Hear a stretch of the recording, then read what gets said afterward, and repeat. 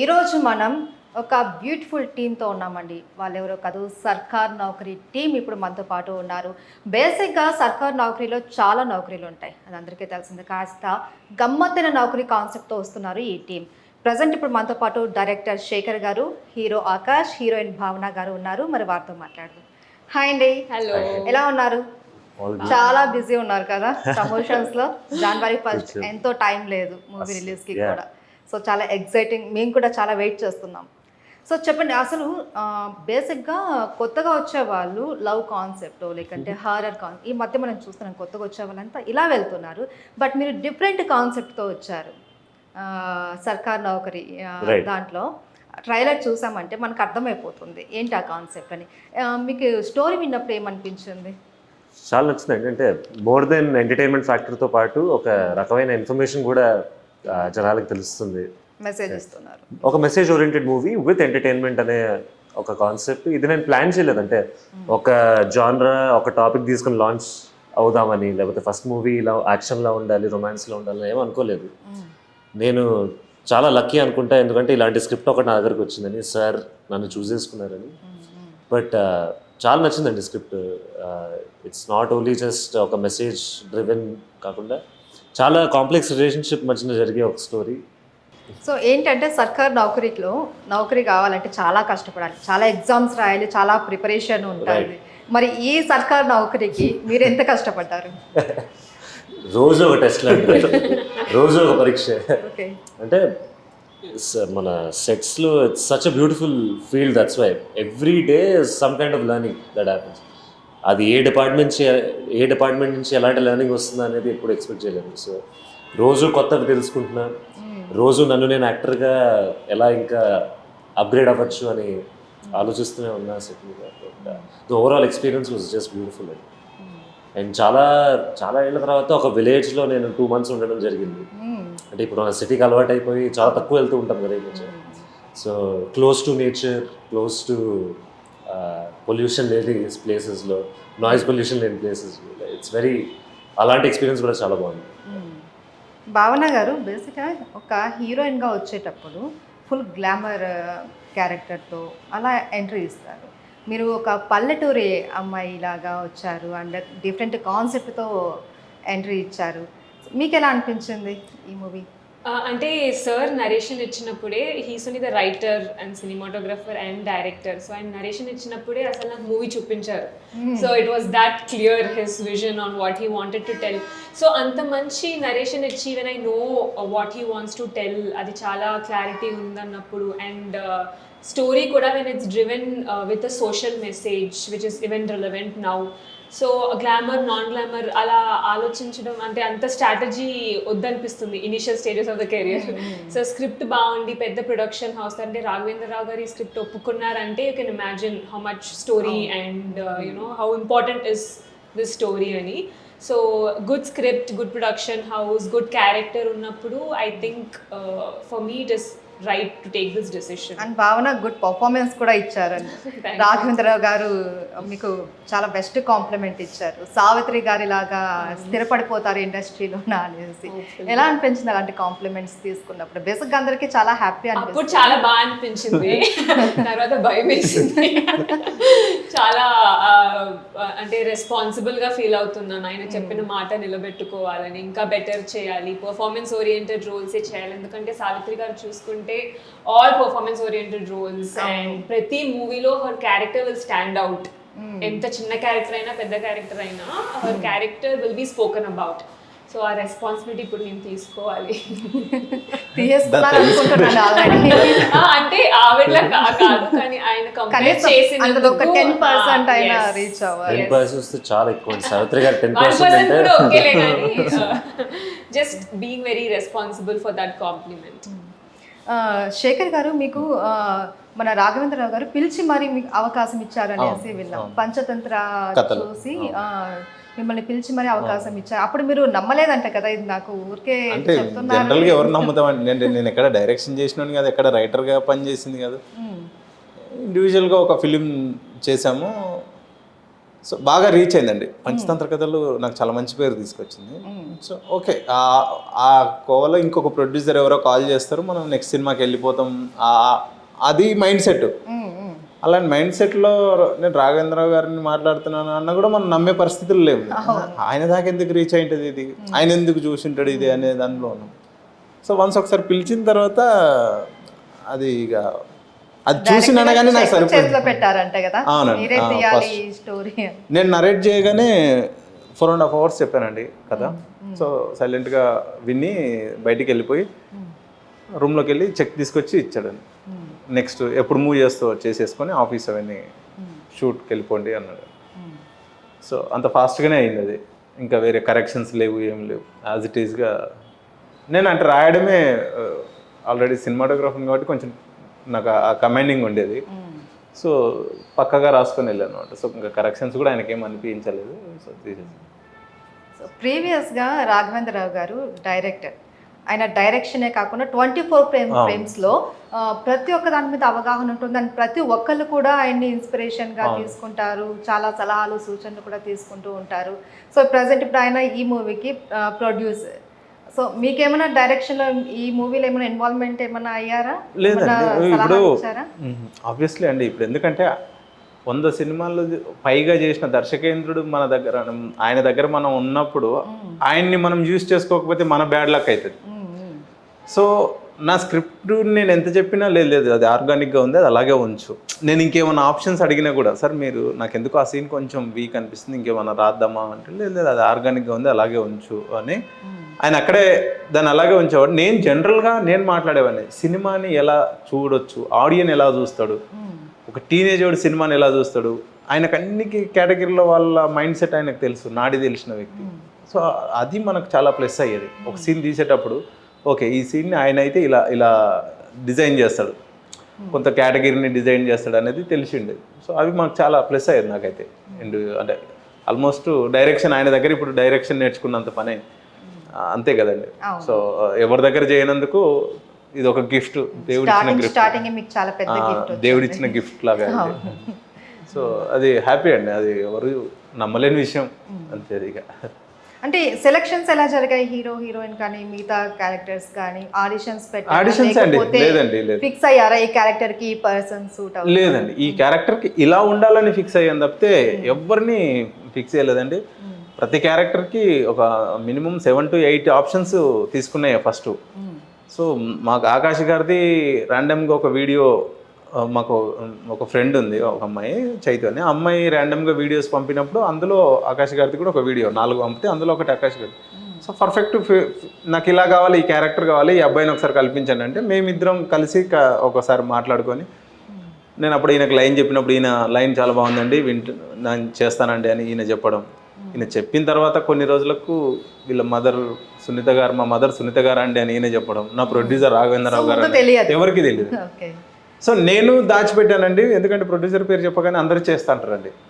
ఆ కథని ఎంతవరకు తీసుకుంటారు అనేది మనం చెప్పలేము. ఇప్పుడు నాకు ఆ పేర్ల కంటే నాకు నా కథ ప్రాపర్గా ఉండడం అనేది ఇంపార్టెంట్. సో నేను ఆ ప్యూరిటీ పోకుండా నేను కథ మీదే చెప్పేవాడిని, కథను నమ్మితే రండి, మీకు వెనకాల ఎవరు ఉన్నారు, ప్రొడ్యూసర్ ఎవరు, రిలీజ్ ఎలా, ఇవన్నీ మీరు మాట్లాడొద్దు, మీకు అవి బ్రెయిన్లో ఉంటే వేరే సినిమాలు చేసుకోవచ్చు అనేది చెప్తుంటాను. సో అలా జెన్యున్గా కథ విని ఒప్పుకున్నాడు ఫస్ట్. సో అట్లనే ఇదే చెప్పారా మీకు, ఇలానే చెప్పారా, కథ నచ్చితే రండి లేకపోతే అవసరం లేదు అని చెప్పారా? ఫస్ట్ మీటింగ్ అదే అండి. మీరు కథని ఫస్ట్ మీరు ఏమి ఆలోచించద్దు సార్, నేను చెప్పేది మీకు నచ్చితేనే నన్ను బిలీవ్ చేయండి, ఎందుకంటే మీరు నన్ను నమ్మితేనే నేను సినిమా బాగా చేయగలను, అదే చెప్పాను. ఆయన అదే చెప్పాడు, సార్ నేను వేరే డ్రామాలు ఏం లేనండి, కథే హీరో, కథే ఎప్పుడైనా మనిషిని బయటికి తీసుకొస్తుంది, నాకు పర్ఫార్మెన్స్ చేయగలను, నేను ఆ క్యారెక్టర్కి న్యాయం చేయగలను మీరు నమ్మితేనే మీరు కూడా చెప్పండి అనేది చెప్పాడు. సో ఇద్దరం ప్రాక్టికల్గా ఉన్నాం, మేము పెద్ద డ్రామాలు క్లౌడ్లో లేకున్నాం. సో నాకు అప్పుడే సింక్ అయ్యాడు, ఓకే ఈ ప్రాక్టికల్గా ఉంటే మనం చాలా ఈజీగా చేయొచ్చు సినిమా. ఎక్స్పెక్టేషన్స్ ఓవర్గా పెట్టేసి అంటే చేయకుండా ఎక్స్పెక్టేషన్స్ ఎందుకు, మనం ఆ ఎక్స్పెక్టేషన్స్ పెట్టుకున్నా రీచ్ అవ్వాలి కదా. సో అట్లా ప్రాక్టికల్గా నాలాగే అనిపించాడు ఆ మనిషి. సో ఓకే మనం చేద్దామండి అని అప్పుడు మూవ్ అయ్యాం. ఆకాష్ గారు హీరో అవ్వాలని ఎందుకు అనిపించింది అంటే, బేసిక్గా చాలామంది హీరో కొడుకులు వాళ్ళు హీరోలు అవుతూ ఉంటారు, డాక్టర్ వాళ్ళు డాక్టర్ ఫ్యామిలీ వాళ్ళు డాక్టర్ అవుతూ ఉంటారు. But me mother singer, so మీకు సింగింగ్ వైపు ఏం వెళ్ళాలనిపించలేదా, హీరోగానే రావాలని అనిపించిందా? అంటే యాజ్ అన్ ఇంట్రెస్ట్ ఉంది నాకు సింగింగ్. నేను గిటార్ వాయిస్తా, పాడతా. బట్ ఈ మధ్యన అది పోయింది అనుకుంటా అండి, డాక్టర్ కొడుకు డాక్టర్ అవడం.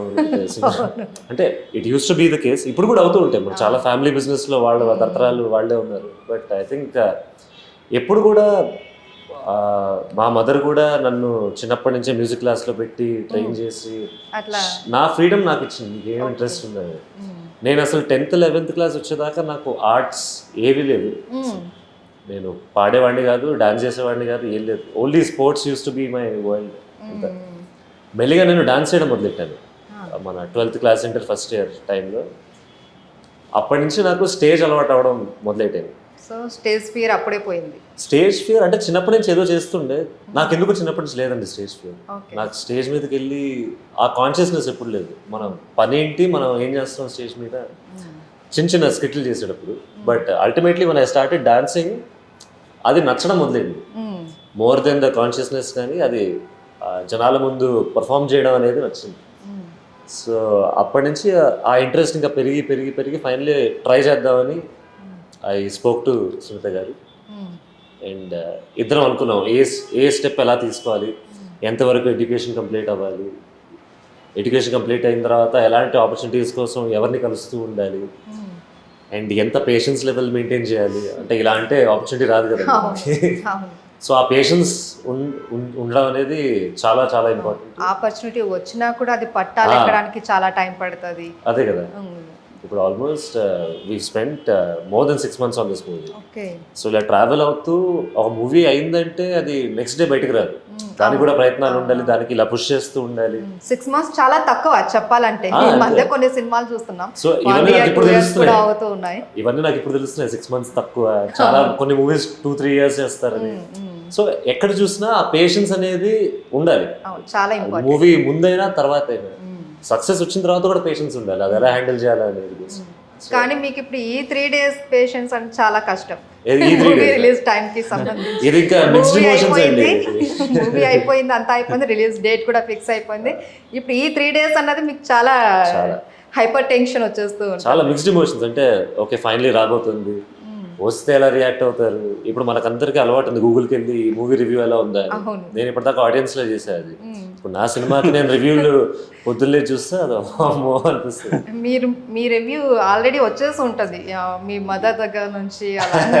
అంటే నాతో పనిచేసిన వాళ్ళు రాఘవేంద్రరావు గారు, భరణి గారు, డైరెక్టర్ గారు, వీళ్ళు they are very sweet, they given me the love. But ultimately మేము అందరం కలిసినట్టుగా పెరగాలంటే ఆడియన్స్ అప్రిషియేట్ చేయాలి. మదర్కి మీరు ఈ స్టోరీ అది చెప్పినప్పుడు ఏం చెప్పారు, ఎలా రియాక్ట్ అయ్యారు? సో నేను మొత్తం నరేషన్ వినే ముందు సార్ని అడిగాను, ప్రాపర్ నరేషన్ మా ఇద్దరికి ఒకేసారి ఇస్తారు అది, నాకు మదర్కి. ఓకే. And he agreed. మా ఇద్దరికి నరేషన్ ఒకసారి అయింది. 4.5 hour నరేషన్ ఇచ్చారు సార్. అండ్ నా కాన్ఫిడెన్స్ ఇంకా ఎక్కడ బూస్ట్ అయిందంటే మమ్మీని ఇంప్రెస్ చేసినప్పుడు సార్ స్క్రిప్ట్తో. అది నాకు ఇంకా చాలా కాన్ఫిడెన్స్ ఇచ్చింది, ఎందుకంటే I respect her very much as a dubbing artist. So dubbing ఆర్టిస్ట్లో కూడా ఒక యాక్టర్ ఉంటారు usually. So she knows how actors, ఎంత స్క్రిప్ట్స్ ఎలా ఉంటాయి, స్క్రిప్ట్స్లో కొత్తదనం ఎలా ఉంటుంది. సో ఇవన్నీ తెలిసిన ఆర్టిస్ట్ నుంచి ఇండస్ట్రీలో చాలా ఇయర్స్ నుంచి ఉన్నారు, చాలా మందిని చూసి ఉంటారు కాబట్టి. చాలా మంది యాక్ట్రెసెస్ డబ్బింగ్ చెప్పడం వల్ల షీ నోస్ స్క్రిప్ట్స్ ఎలా ఉన్నాయని. సో ఇందులో కొత్తదనం ఆవిడ కూడా కనిపించినప్పుడు నాకు చాలా కాన్ఫిడెన్స్ వచ్చింది. ఆలోచించద్దు, ఎందుకంటే ఇనిషియల్ ఫేజ్ లో ఇవే కావాలి కదండి మనకి. పక్కోడు చెప్తూ ఉంటే ఒక రకమైన కాన్ఫిడెన్స్ వస్తుంది, ఎందుకంటే ఐ హ్యావ్ నో ఎక్స్పీరియన్స్, నేను ఇప్పుడిప్పుడే బేబీ స్టెప్స్ వేస్తున్నాను. So yeah, he gave a narration and ఆవిడ కన్విన్స్ అయ్యారంటే అమ్మో అనుకున్నాను. Finally we went on the course. Bhavana garu, ఒక నటిగా స్థిరపడాలి అదే నా కళ అనేసి మీరు చెప్తూ వచ్చారు కదా, చూసాను ఇంతకు ముందు కూడా. అంటే మీరు ఎక్కడైనా ట్రైనింగ్ తీసుకున్నారా, ఎక్కడైనా ఫిల్మ్ స్కూల్లో అలా యాక్టింగ్ పర్పస్లో? ఫిలిం స్కూల్ కాదు, నేను థియేటర్ వర్క్షాప్ స్టార్ట్ చేశాను. అంటే వర్క్ తర్వాత హాబీలా వీకెండ్లో I join theatre workshop. Okay. Theatre workshop నచ్చి I did theatre for from 2019 నుండి I been doing theatre. I'm theatre artist.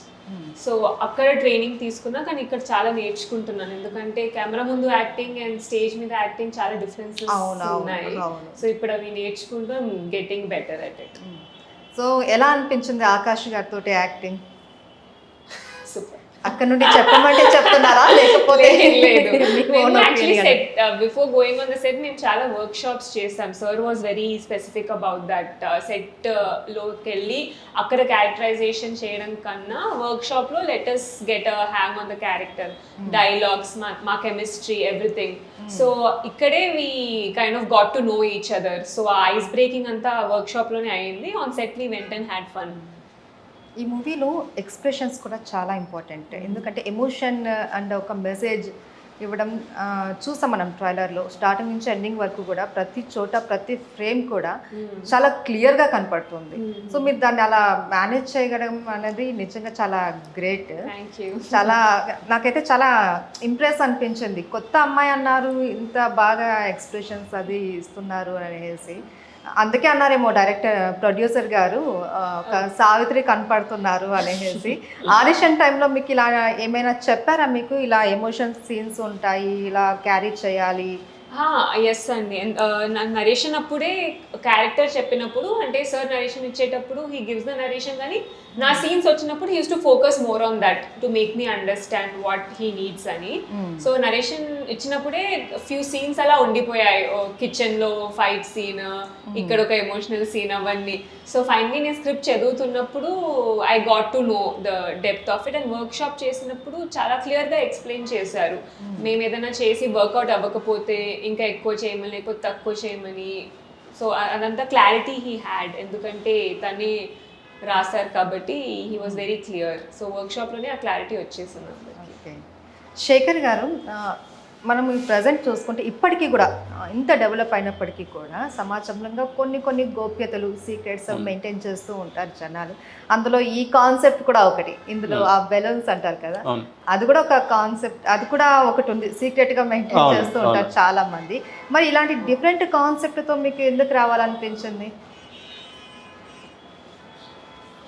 ఇప్పుడు మనం ఇది డిఫరెంట్ కాన్సెప్ట్ అనో లేకపోతే కథ అనో నేను రాయలేదండి ఇది. ఎందుకంటే నేను లైవ్గా చాలా ఈ క్యారెక్టర్స్ని చాలా దగ్గరగా చూసిన క్యారెక్టర్స్ ఇవి. సో ఈ మా అమ్మమ్మలూరులోను జరిగిన కథ ఇది. ఒక కథ కాదు, ఇవి చాలా మంది కథలు ఒక కథగా నేను 90% రియల్ స్టోరీ అండి, 10% నేను ఫిక్షన్ యాడ్ చేస్తాం. అంటే ఒక సినిమాకి కావాల్సిన డ్రామా, ఫిక్షన్ అది ఉంటాయి కదా, అవి యాడ్ చేసినాం. సో ఇవన్నీ నేను చూసిన క్యారెక్టర్స్. నేనే కదండి, మీరు సినిమా చూసిన తర్వాత మీరు కూడా చూసిన క్యారెక్టర్సే.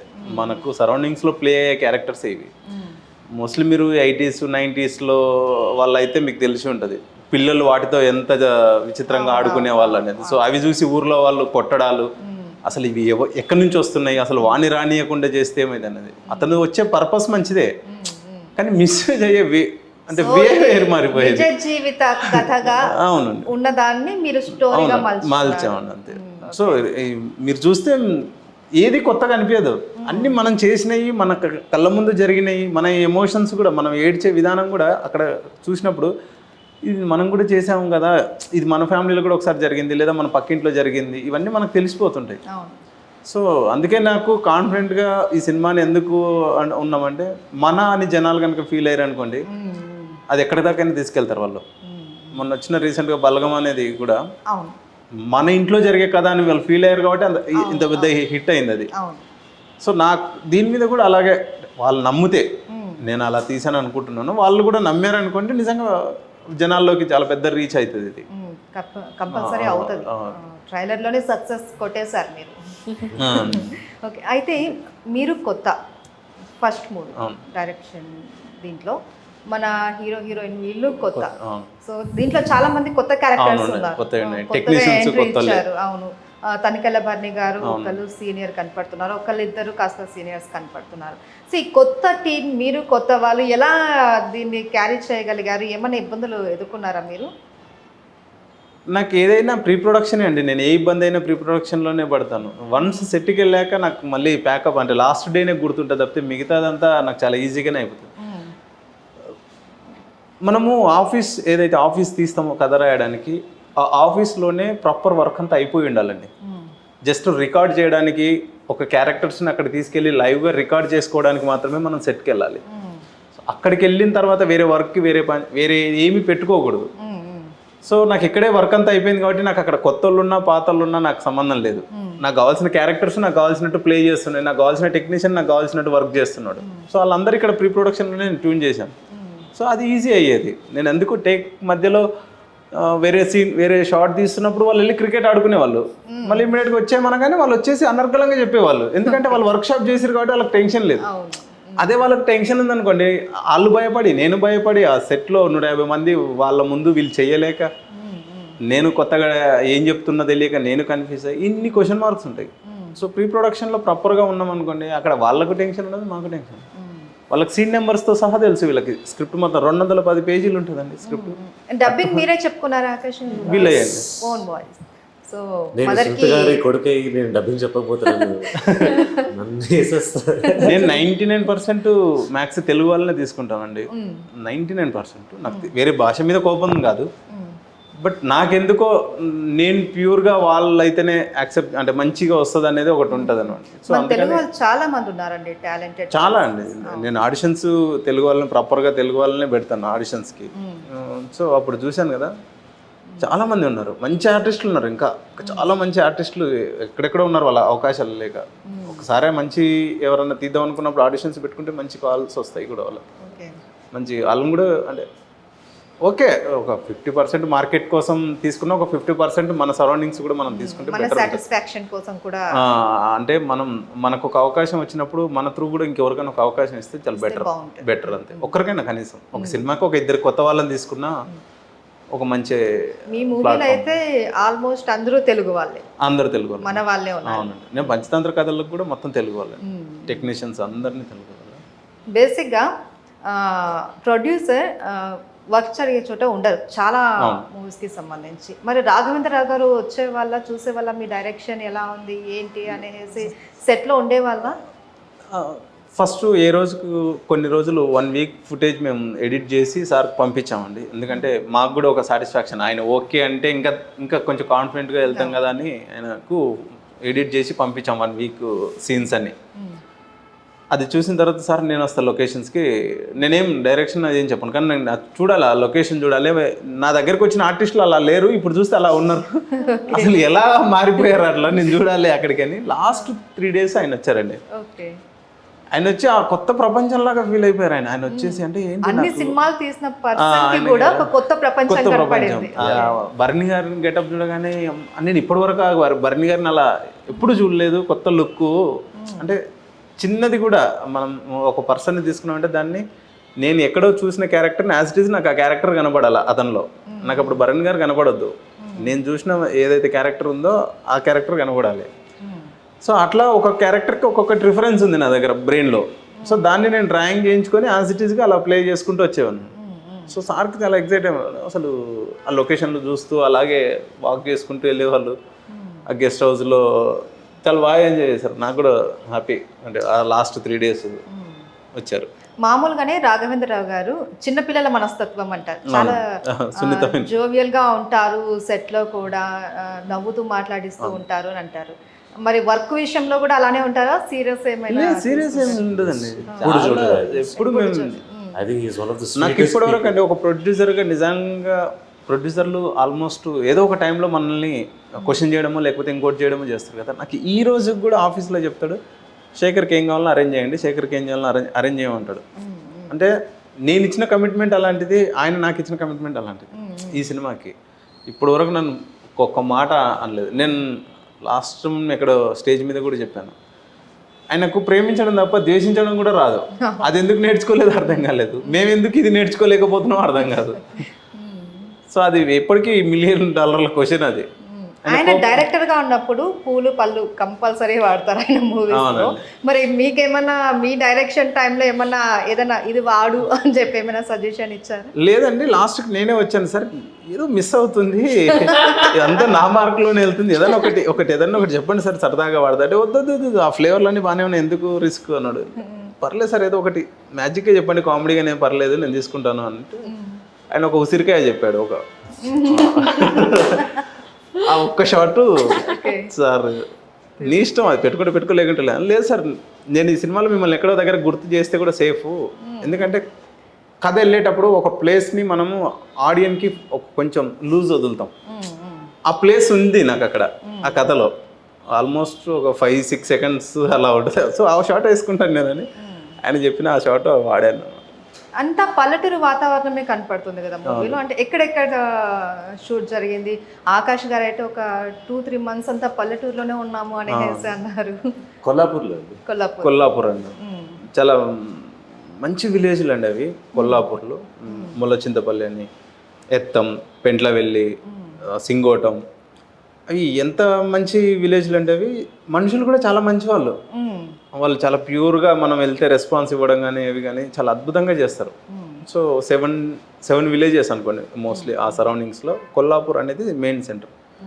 సో అక్కడే జరిగిన కథలు కూడా ఇవి. సో అందుకే అక్కడ తీసుకున్నాం అనమాట. అసలు ఆకాష్ గారి ఇందులో యాక్టింగ్ చూస్తే ఫస్ట్ మూవీ ఈ పర్సన్ ఫస్ట్ మూవీ నా ఇది అని అనిపిస్తుంది. అసలు ఎక్కడా కూడా ఒక న్యూ పర్సన్ యాక్ట్ చేస్తారు అన్న ఫీలింగ్ రాలేదు. ఎప్పటి నుంచో చేస్తున్న హీరో అన్న ఇది కనపడుతుంది ట్రైలర్ లో. నాకు చాలా బాగా అనిపించింది. అసలు సునీత గారి అబ్బాయి, ఇంత అబ్బాయి ఉన్నారా సునీత గారికి? ఆయన హీరోగా వచ్చారు అండ్ ఎంతో ఎక్స్పీరియన్స్ ఉన్న పర్సన్ లాగా యాక్ట్ చేస్తున్నారు అనేసి మీకు ఎలాంటి కాంప్లిమెంట్స్ వచ్చాయి చూసిన తర్వాత మీ మదర్ నుంచి? మదర్ నుంచి ఐ థింక్ కొన్ని హాఫ్వే షూట్లో కొన్ని రషెస్ చూపించారు అనుకుంటా సార్. అక్కడ షీ వాజ్ వెరీ క్రిటికల్ అప్పుడు ఆ టైంలో, సేయింగ్ కొన్ని కొంచెం ఫేక్గా ఉన్నాయి, కొన్ని కొంచెం బాగున్నాయి, కానీ మొత్తం అన్నిటి మీద వర్క్ చేసిన తర్వాత ఎప్పుడైతే ఫిలిం ఒక ఫైనల్ అవుట్పుట్ వచ్చిందో ఆవిడ చూసి నిజంగా న్యాచురల్గా చేసావరా అన్నారు. That is more than enough. ఆవిడ బికాజ్ ఆవిడని ఇంప్రెస్ చేయడం చాలా కష్టం అండి. ఫస్ట్ అందరికీ తెలిసింది. మేము కొన్ని ప్రొడక్షన్ హౌస్లకి సినిమా పంపించామండి. రాఘవేంద్రరావు గారు స్పెషల్గా ఏం చేశారంటే అన్ని ప్రొడక్షన్ హౌస్లకి, ఇప్పుడున్న పెద్ద ప్రొడక్షన్ హౌస్లు అన్నిటికీ ఒక ఆర్టిస్ట్కి పంపించాడు సినిమాని, జస్ట్ ప్రొడ్యూసర్లను చూడమన్నాడు. సో అందులో ఎక్కువ మంది చెప్పింది ఆకాష్ గురించి. తనకు నేషనల్ అవార్డు వస్తుంది, ఒక 2 ప్రొడక్షన్ హౌస్లు నేషనల్ అవార్డు వస్తుంది అనే సినిమా క్యాపబిలిటీ ఉంది అనేది మంచి కాంప్లిమెంట్ సార్. అది దేవుడి దయ. అది మనం చేసాము కానీ చెప్పడం, అది వాళ్ళు చెప్పిన ఆన్సర్కి నాకు నిజంగా చాలా బాగా అనిపించింది. అరే but I take it very valuable ఈ కమెంట్స్ అన్ని. అది నేను everyday I'm blessed to get this story from him first of all. I'm always grateful for him and Raghavendra Rao గారు. అసలు ఆయనతో పనిచేయడం నేను ఎప్పుడు ఊహించలేదండి. రాఘవేంద్రరావు గారు లిస్టర్స్తో పనిచేసిన డైరెక్టర్, ఎంతమందిని లాంచ్ చేశారు, ఎలాంటి యాక్టర్స్ని లాంచ్ చేశారు. సో అది నేను ప్రతి ఇంటర్వ్యూలో చెప్తున్నాను. I keep saying it for the rest of my. Introduce చేసిన ప్రతి హీరో కావచ్చు, హీరోయిన్ కావచ్చు, ఒక టాప్ పొజిషన్ లో ఉన్నారు. హ్యాండ్ మంచిదంట. అవును, ఇప్పుడు భావన గారు మీరు కూడా ఇప్పుడు ఆయన హ్యాండ్ నుంచినే వస్తున్నారు. Really hope. భావన గారు బేసిక్గా ఏ హీరోయిన్ అయినా, అంటే కొత్తగా వచ్చిన వాళ్ళు, ఇండస్ట్రీకి వచ్చిన వాళ్ళు ఎవరైనా సరే రాఘవేంద్రరావు గారు ఫుల్ సపోర్ట్ ఇస్తారు. ఫుల్ అండ్ ఇంకొకటి కొన్ని సలహాలు, సూచనలు, నువ్వు ఇలా ఉండు, ఇలా చెయ్యి అనేసి, పేరులో ఇలాంటి మార్పులు తీసుకో అని చెప్పి చాలా చెప్తూ ఉంటారనేసి విన్నాం. మీకు అలాంటి సజెషన్స్ ఏమైనా ఇచ్చారా? ఇచ్చారండి. అంటే బేసిక్గా మీ పేరు భావననేనా, లేకపోతే ఆయన మార్చమంటే ఏమైనా మార్చేస్తారా? లేదు, నా పేరు భావననే. He gives a lot of importance to women characters in his movie, and he has a lot of respect for women. అది ఆయనతో మాట్లాడుతున్నప్పుడే you'll understand. అండ్ చాలా మంది చెప్పారు కదా, as a child like mentality అని. That is very true. ఆయనతో మాట్లాడుతున్నప్పుడు is very positive about everything. And ఆయన ఐడియాలజీస్ కూడా with respect to women, with respect to society very far fetch, చాలా అడ్వాన్స్డ్ ఉంటుంది. I have never seen that in today's young generation people also. With respect to advise and all, start అయినప్పుడు ఆయన చెప్పారు, అంటే look గురించి was little specific. Look test చేస్తున్నప్పుడు, లేదు ఇలా ఉంటే బాగుంటుంది, బొట్టు ఇంకా కొంచెం పెద్దగా పెడితే బాగుంటుంది, ముక్కు పుడక పెడితే బాగుంటుంది. Those are all his advises. And initial clips చూపించినప్పుడు కూడా కాజల్ ఇంకా పెట్టుకో అమ్మా. So he knows how to beautifully portray women on screen. So advices anni we considered it, and he liked the final characterization of Satya. Okay next project ఏమైనా ఉన్నాయా movies ఏమైనా project Movies ఇంకేం లేదండి. I have to after Jan 1st only we have to commit Jan 1st ఇద్దరం and we are ఇలా focused on promotions. So మీరు కూడా ఇంకా వేరే మూవీ ఏది ప్రాజెక్ట్స్ ఏవి చూడలేదా లేదండి I take my time first Jaanu తర్వాత అందరినీ ఎలా ఉంది అని ఒక one అవునా అయితే ఒక రోజు సో సక్సెస్ని ఎంజాయ్ చేసి కాస్త గ్యాప్ తీసుకొని తర్వాత ట్రయల్స్ చేస్తారా లేకపోతే శేఖర్ గారి దగ్గర మళ్ళీ వెళ్ళి సార్ మళ్ళీ ఇంకొక సినిమా శేఖర్ గారు ఆల్రెడీ బుక్ చేసుకుంటున్నారు gap ఆల్రెడీ వాళ్ళు కాదండి. ఇచ్చేసారు, వాళ్ళకి తెలియకుండా నేను ఎక్కడో సైన్ చేయించుకున్నా, వాళ్ళకి తెలియట్లేదు అది. సో మీరే అక్కడ బుక్ అయిపోయారు I'm happy to be book script మీద సైన్ చేసిరు అనుకున్నారు వాళ్ళు, కాదు. రైట్ అండి మేము చాలా ఈగర్గా వెయిట్ చేస్తున్నాం Thank you so January much. 1st ఖచ్చితంగా చూస్తాం మేమే కాదు ప్రతి ఒక్కళ్ళు కూడా చూస్తారు మూవీ కొత్త కాన్సెప్ట్ న్యూ ఇయర్ సందర్భంగా మొత్తం కొత్త జర్నీ మీకు న్యూ ఇయర్ తోటి న్యూ జర్నీ స్టార్ట్ అవుతుంది ముగ్గురికి కూడా congrats and all the very best Thank you. And wish you happy new year advance Thank you. Wish you the same. Thank you